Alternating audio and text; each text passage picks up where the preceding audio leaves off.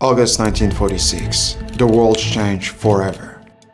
The United States deployed one of the largest military fleets America ever sent anywhere, to Antarctica. No war, no enemy, no reason. No one involved really knew what this mission was. The public was told it was just scientific research. But then they announced who was in charge. Admiral Richard E. Byrd, a legend in US Navy history.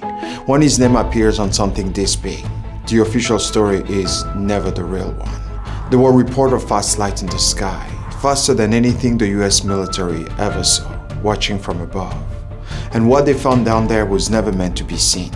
None of that appeared in the official documents. None of it was ever explained.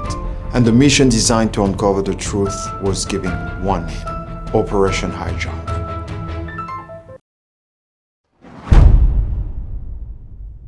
In the late 1930s, as war was rising, Hitler began funding secret missions.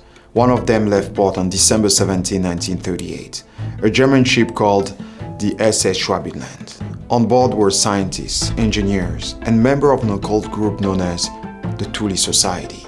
They believed Antarctica wasn't empty, that something ancient and advanced existed beneath the ice. This wasn't just exploration.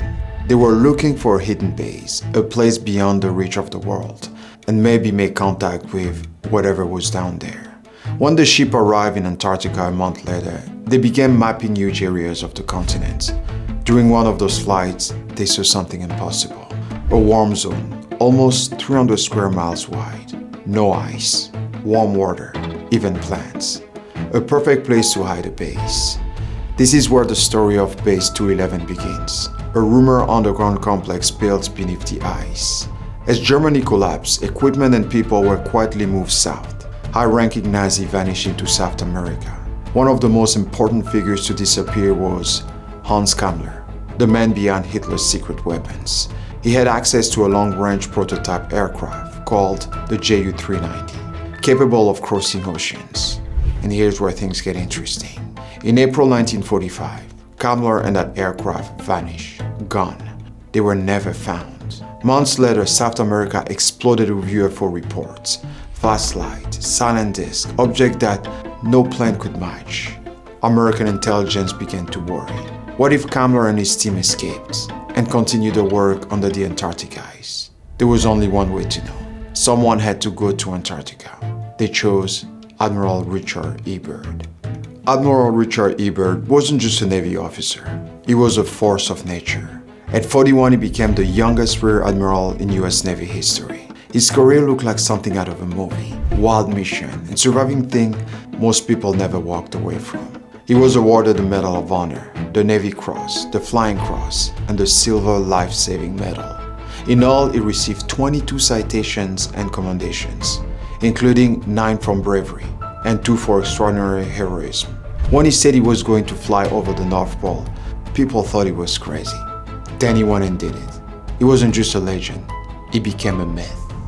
So when the United States planned a massive operation at the bottom of the world, an operation wrapped in silence and mystery, there was only one name on that list: Admiral Richard E. Byrd.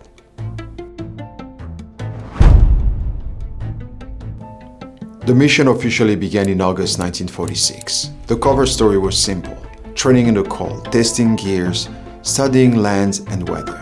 But the size of this mission didn't match the story. Byrd commanded nearly 5,000 men and 13 ships. A brand new aircraft carrier loaded with planes, destroyers, tankers, icebreaker, an attack submarine, and the list goes on. This wasn't a science trip. This was a strike group moving toward a place no nation controlled.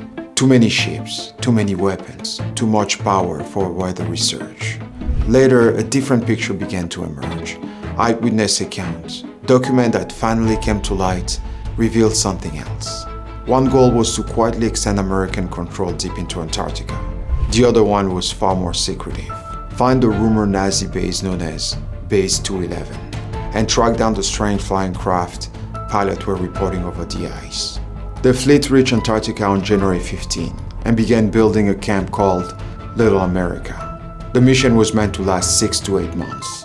But here's where things get interesting. After only 40 days, everything stopped. The base was abandoned, the ship turned around, The entire operation, this massive, expensive, and historic mission, was suddenly shut down, ordered to leave Antarctica immediately. Why? A mission this big doesn't just end in 40 days, not unless something big happened out there. The Navy task was forced to pull back and headed to Chile. The moment they reached port, rumors exploded.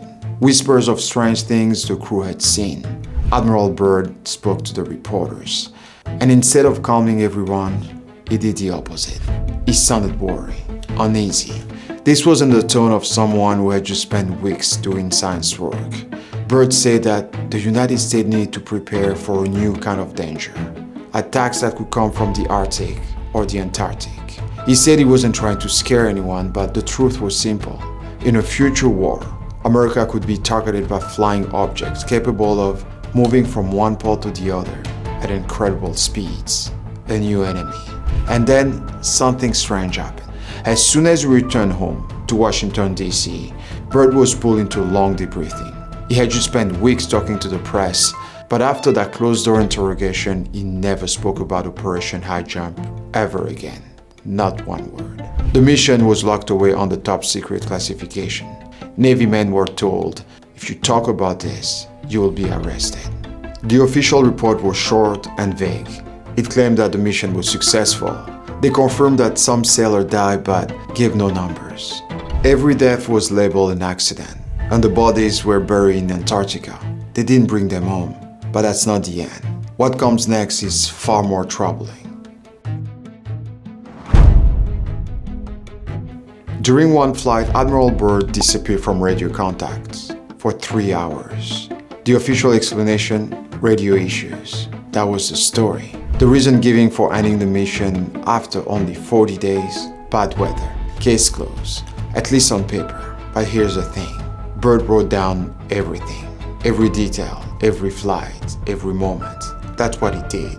And when we returned to the States, all of his journals were taken and classified, except not all of them. Byrd kept a personal diary, a secret one, and before he died, he gave it to his son. And what's written in those pages, if it's even half truth, it changes everything we ever thought we knew about this world. According to Byrd's private journal, the flight began like any other. Nothing unusual.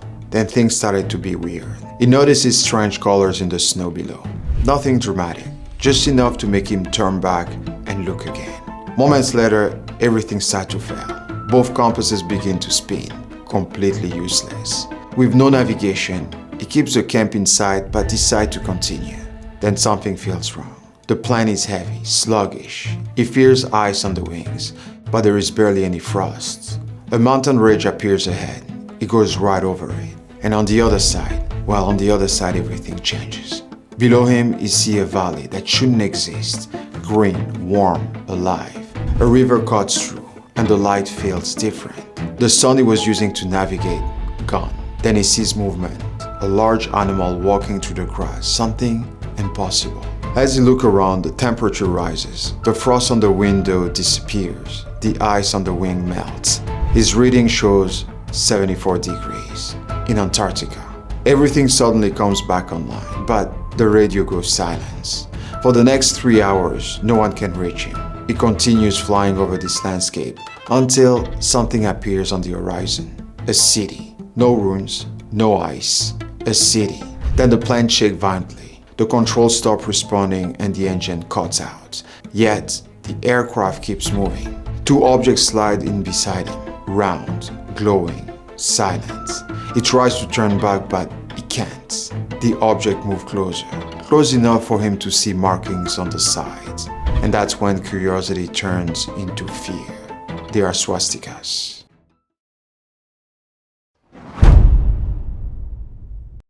Thanks for watching. If you enjoyed this video, please like and subscribe, because in part 2, things are only getting weirder.